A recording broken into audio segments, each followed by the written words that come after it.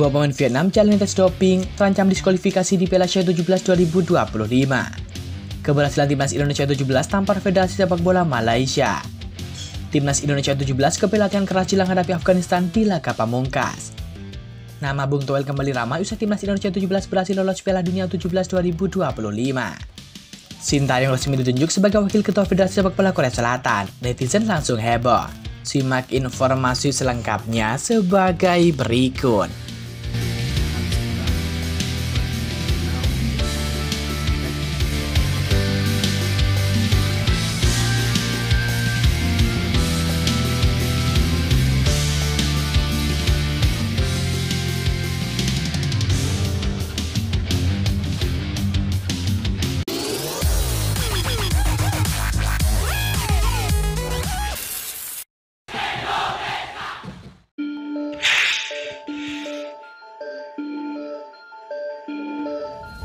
Timnas Indonesia U17 kembali mencetak sejarah di kancah sepak bola Asia. Dalam laga Piala Asia U17 2025, skuad Garuda Muda sukses menumbangkan Yaman dengan skor meyakinkan 4-1. Pertandingan yang berlangsung di Stadion Prince Abdullah Al-Faisal tersebut sekaligus memastikan langkah Indonesia menuju putaran final Piala Dunia U17 2025 di Qatar. Di bawah komando pelatih Nova Arianto, Timnas U17 tampil impresif sejak menit awal.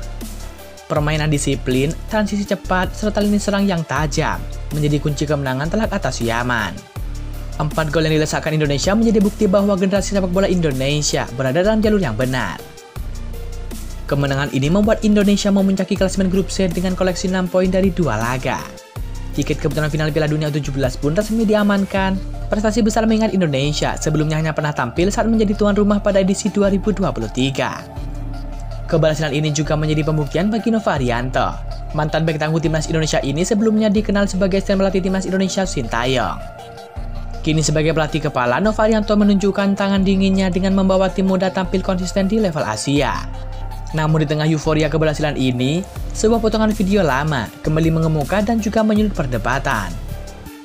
Potongan video dari komentator kontroversial Tommy Welly alias Bung Toel kembali viral di media sosial.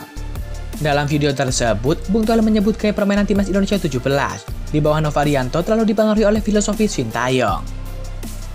Strategi Coach Nova terpengaruhi cara bermain Sintayong, cenderung bertahan, dan itu karena Coach Nova pernah jadi asistennya, kata Bung Toel. Pernyataan itu langsung menuai komentar pedas dari netizen, apalagi setelah kemenangan meyakinkan 4-1 atas Yaman. Banyak yang menilai kritik Bung Toel kini terlihat tidak relevan. Bahkan ada yang menyebutnya terlalu keras terhadap siapapun yang berada di lingkaran Sintayong.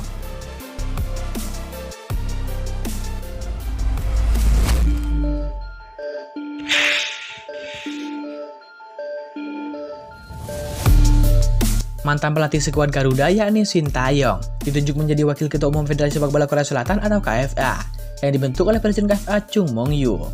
Dikutip dari media Korea Selatan YNA, Sintayong akan membidangi kerjasama eksternal yaitu hubungan negara-negara lain di kawasan Asia maupun dunia.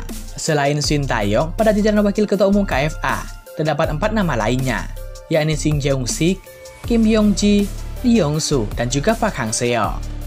Jabatan baru tersebut jadi hal baru buat Sintayong. Sebabnya selama ini Sintayong bekerja sebagai pelatih sejak gantung sepatu. Sintayong memulainya sebagai asisten pelatih di Brisbane Roar pada tahun 2005. Itu saat usianya 35 tahun. Setelah naik level jadi pelatih utama saat menunggangi Seongnam Ilhwa di tahun 2010. Setelahnya Sintayong berkecimpung di Timnas Korea Selatan sejak 2014. Sintayong memulainya sebagai asisten pelatih. Sintayong lantas jadi pelatih Timnas U23 dan jadi pelatih Timnas Senior tahun 2017. Sintayong kemudian melancong ke Indonesia pada tahun 2020. Sintayong bisa bawa Timnas Indonesia ke ronde ketiga kualifikasi Piala Dunia 2026, serta meloloskan tim senior ke Piala Asia, dan juga Timnas Indonesia U23 ke Piala Asia juga. Sintayong tentu tidak asing dengan Timnas Korea Selatan. Kalau dulu teriak-teriak di pinggir lapangan, kini dirinya akan lebih banyak di balik layar untuk mempromosikan Taekwondo Warriors.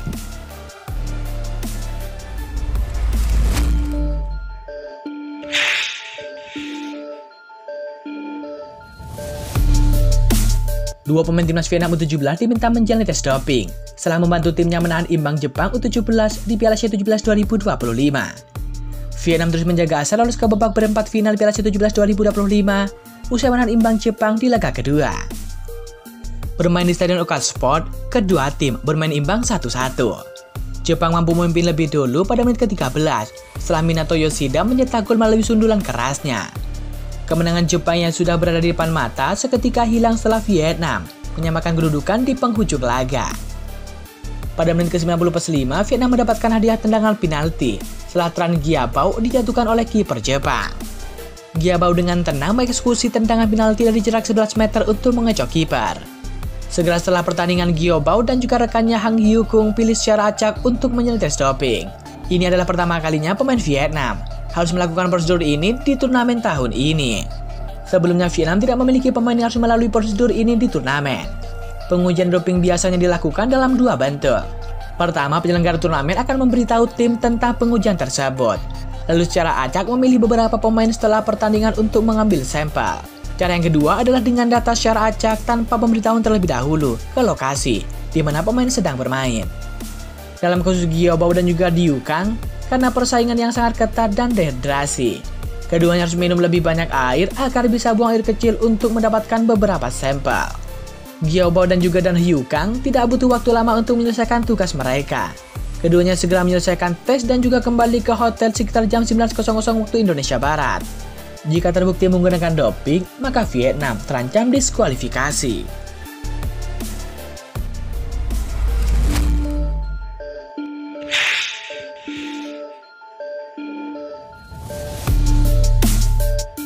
Tim asuhan Nova Arianto kini bisa bermain lepas setelah memastikan tiket ke perempat final dan Piala Dunia 17 2025 usai mengalahkan Korea Selatan dan juga Yaman.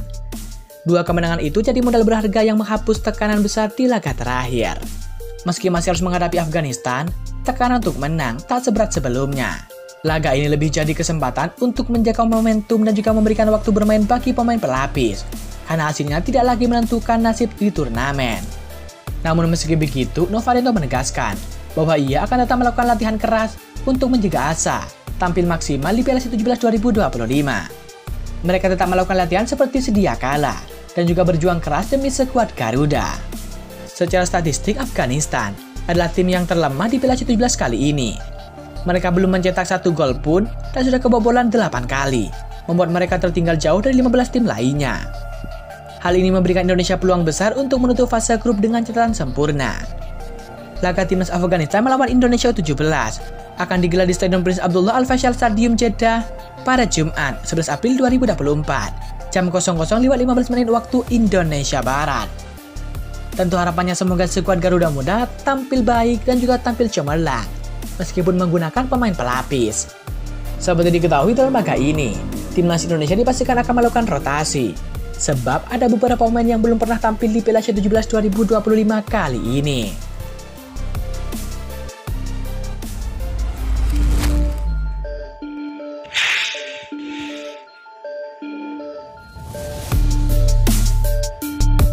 Sebuah ironi pedih bagi sepak bola Malaysia. Dulu negeri jiran dengan bangga mengklaim diri lebih maju dari Indonesia. Namun kini kenyataan pahit menghantam Malaysia. Malaysia tertinggal jauh dalam peta perkembangan sepak bola di Asia Tenggara. Ini tak lepas dari catatan bersejarah yang diukir oleh timnas Indonesia U17 di Piala 17 2025. Bukan hanya lolos ke perempat final, tapi juga mengamankan tempat di Piala Dunia 17 2025 di Qatar. Ini pertama kalinya dalam sejarah sepak bola nasional timnas Indonesia U17 melalui jalur kualifikasi. Kini harapan membumbung tinggi untuk mengakhiri fase grup dengan kemenangan atas Afghanistan dan juga mengamankan tempat di 8 besar. Keberhasilan ini menjadi pengingat meyakinkan sekaligus bukti nyata transformasi sepak bola Indonesia berada di trek yang benar. Sebuah kebangkitan luar biasa di negara yang sempat dibukukan FIFA kurang dari 1 dekade. Mantan pelatih timnas U19 Malaysia Bojan Hodak yang kini menunggangi klub raksasa Indonesia Persib Bandung tak ragu menunjuk ketum PSSI Erick Thohir sebagai motor utama kebangkitan sepak bola Malaysia. Banyak hal mulai berbuah berkat dorongan Erick Thohir. Ia mengubah cara pengelolaan sepak bola di PSSI. Ia adalah pemimpin yang ingin membantu sesuatu untuk Indonesia dan sepak bolanya, ujar Bojan Hodak. Ia adalah pemimpin politik dan pengusaha yang berinvestasi dalam olahraga di negara ini. Ia telah melibatkan banyak investor, sponsor, dan juga orang-orang yang dapat membantu sepak bola Indonesia. Mereka telah membuat pengembangan sepak bola mereka dan hasilnya mulai terlihat. Lanjut Bojan Hodak. Bojan Hodak melihat potensi besar bagi timnas Indonesia senior. tim senior, mereka juga tampil baik di kualifikasi Piala Dunia. Saya tidak melihat alasan mengapa tim Indonesia tidak dapat terus lolos dan berkompetensi di Piala Dunia. Lanjut Bojan Hodak. Kebangkitan ini memang sebuah perubahan yang mencengangkan.